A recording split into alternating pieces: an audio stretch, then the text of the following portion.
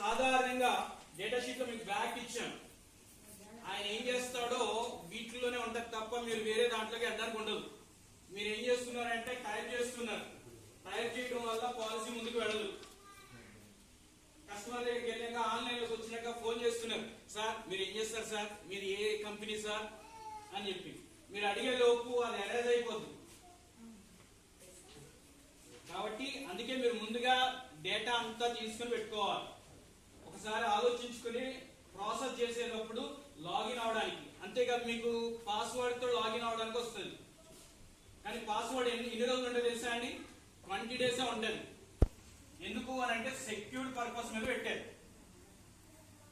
మళ్ళా దాన్ని కొత్త పాస్వర్డ్ యూజ్ చేసుకోవాలి. అదే పాస్వర్డ్ పెట్టుకున్నా కూడా మళ్ళా దాన్ని మీ ఓటీపీతో లాగిన్ అయ్యి మళ్ళా దాన్ని పాస్వర్డ్ ని కొత్తగా క్రియేట్ చేసుకోవాలన్నమాట. అలా సెక్యూర్డ్ గా పెడుతూ ఉన్నది.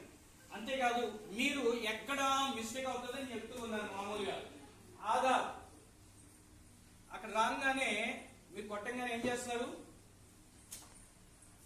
ఇక్కడ పాలసీ అంటే ఫోన్ నెంబర్ ఇస్తారు, తర్వాత share code.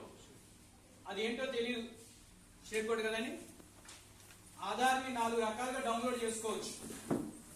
Mask Aadhaar, full Aadhaar, plus